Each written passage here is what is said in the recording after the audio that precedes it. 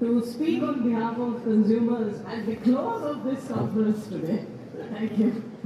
Thank you, madam.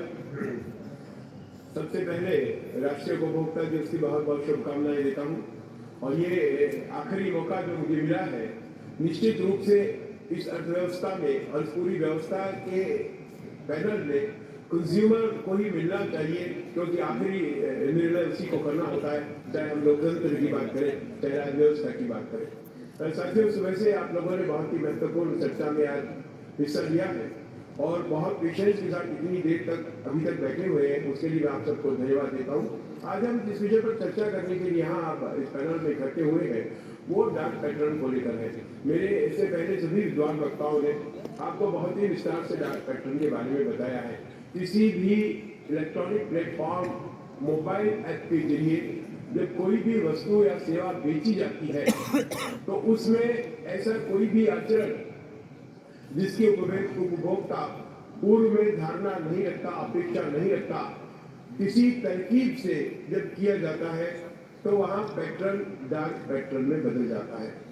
कम सोमा जोते गम है, अंधेरे से उजाले की ओर जाने वाली व्यवस्था में जब आपको उजाले से अंधेरे की ओर ले जाया जाता है तो वो डार्क पैटर्न बन जाता है।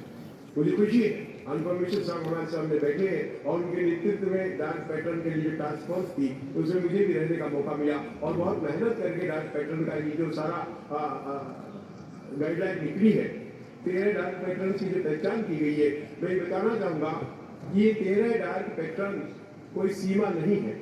उस गाइडलाइन में ये साफ किया गया है कि ये उदाहरण भर है और इनके अलावा बहुत सारे डार्क पैटर्न्स हैं जिनके जरिए कंज्यूमर से ठगी और शोषण किया जाता है। जब उपभोक्ता की स्वायत्तता पर हमला होता है, जब उसके चयन के अधिकार को खंडित किया जाता है, जब उसके सुरक्षा के अधिकार से खिलवाड़ किया जाता है, जब उसकी तमाम सुनवाई और क्षतिपूर्ति के अधिकार को बाधित किया जाता है तो एक पैटर्न डार्क पैटर्न में बदल जाता है। इस सामान्य परिभाषा को हमें आप सबको समझ लेना चाहिए। जब भी निर्णय करने की ईमानदार परंपराओं को तोड़ा जाता है तो ऐसी समस्याएं आती है और ये समस्या इसलिए महत्वपूर्ण और अलग ढंग से दिख रही है क्योंकि इसमें टेक्नोलॉजी का समावेश किया गया है। जब ये कानून मार्गदर्शन बन रहा था, कंपनियों ने मिश्रा जी से अनुरोध किया कि हमें कुछ अधिक समय मिलना चाहिए, कंपनियों के प्रतिनिधि भी उसमें शामिल थे, तो इन्होंने बड़ी अच्छी बात कही और मैं वो यहाँ वापिस से कोट करना चाहता हूँ कि अलग से गाइडलाइन की जरूरत नहीं है, क्योंकि अनुचित व्यापारिक व्यवहार उपभोक्ता संरक्षण कानून के तहत पहले से ही प्रतिबंधित है और उपभोक्ताओं के साथ अनुचित व्यापारिक व्यवहार का उपयोग नहीं किया जा सकता। गाइडलाइन ने उनमें से कुछ पहचान करके आपको बताई पर है, उसके तमाम तरह की दूसरी अनुचित व्यापारिक व्यवहार है वो काम में नहीं लिए जा सकते और अगर लिए जाएंगे तो उपभोक्ता उसके बदले क्षतिपूर्ति प्राप्त करने का अधिकारी है।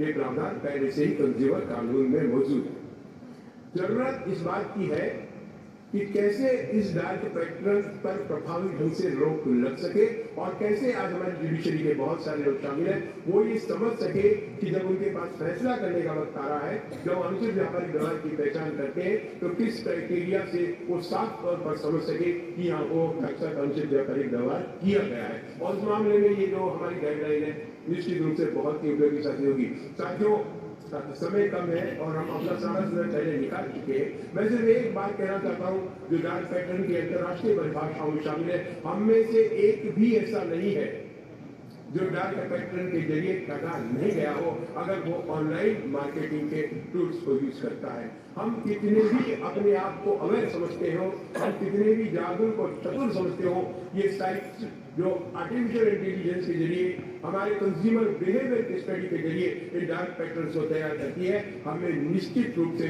चूना लगाने में कामयाब हो रही है। हमें इसकी पहचान करना होगा। अभी खासतौर से आखिरी सीट बची है की बात की गई और उसके बाद इंश्योरेंस की बात की गई। मैं वही एक उदाहरण देकर आपके साथ बात करना चाहता हूँ। जब हम ऑनलाइन किसी साइट से जाकर के एयरपोर्ट के लिए हमारी टिकट बुक कराते हैं या यात्रा बुक कराते हैं तो इंश्योरेंस की जो बात अभी कही, मैं बड़े बारीकी से उनका अध्ययन कर रहा था। उन्होंने क्या किया है, इंश्योरेंस में आपकी चॉइस खत्म कर दी। आपका जो चयन का अधिकार है वो सिर्फ एक कंपनी से पैक करते हैं और उसी का इंश्योरेंस शो करते हैं। उसमें शर्म की बात है कि आपने इंश्योरेंस किया, वो तमाम बातें वो एक तरफ रख दो जिन सब की बात की। मैं कहना चाहूंगा वो ऐसी पॉलिसी चुनकर लाते हैं जिसमें उनका कमीशन ज्यादा है, वो ऐसी पॉलिसी चुनकर लाते हैं जिसमें इंश्योरेंस कंपनी का फायदा ज्यादा है, और वैसी पॉलिसी चुनकर लाते हैं जिसमें उनको सबसे ज्यादा कमीशन मिलता है और सबसे बड़ा नुकसान हमको उपभोक्ताओं का है। तो ये हमें समझना होगा कि जो प्रोडक्ट हम खरीद रहे हैं उस प्रोडक्ट के संबंध में और उसके साथ जो सारा दूसरी चीजें जोड़ी जा रही है उसमें कितना विकल्प हमारे सामने है। और डार्क पैटर्न में तमाम दूसरी चीजों के साथ जो सबसे बड़ी समस्या मुझे महसूस होती है वो ये है सूचनाओं को छिपाए जाना या चुनिंदा सूचनाओं को जानबूझ करके आपके सामने अंतिम विकल्प के रूप में प्रस्तुत करना। तो जरूरत इस बात की है कि डार्क पैटर्न के जो नियम आए हैं उनको कैसे हम अधिक से अधिक उपभोक्ताओं तक पहुंचा सके और उपभोक्ताओं को कैसे जागरूक कर सके कि आज जब वो अधिकाधिक ऑनलाइन प्लेटफॉर्म का उपयोग कर रहे हैं, मोबाइल ऐप्स का उपयोग कर रहे हैं, ये जो मोबाइल ऐप बनाने वाले हैं जो कंपनियां हैं वो जबरन आपको वो काम करने के लिए मजबूर न करें जो आप नहीं करना चाहते थे, लेकिन वो चालाकी से आपके साथ करा लेते हैं।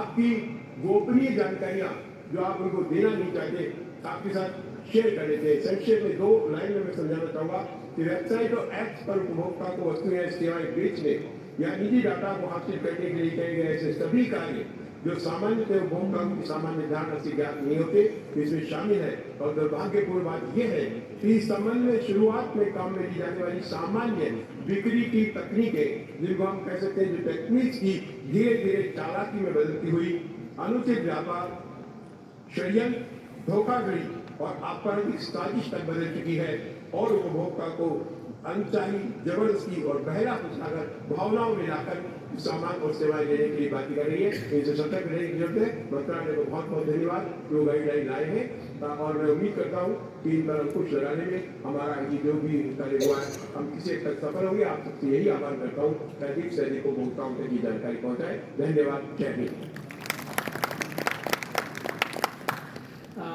इसी तारतम्य में मैं बस कंक्लूड करना चाहूँगा कि मिनिस्ट्री का ये जो प्रयास है जागो ग्राहक जागो हमेशा से consumer forum physical trade practices के लिए तो बहुत इफेक्टिव रहा और हम सब जो आज यहाँ असेंबल हुए हैं बेसिकली जागो ग्राहक जागो में ही है।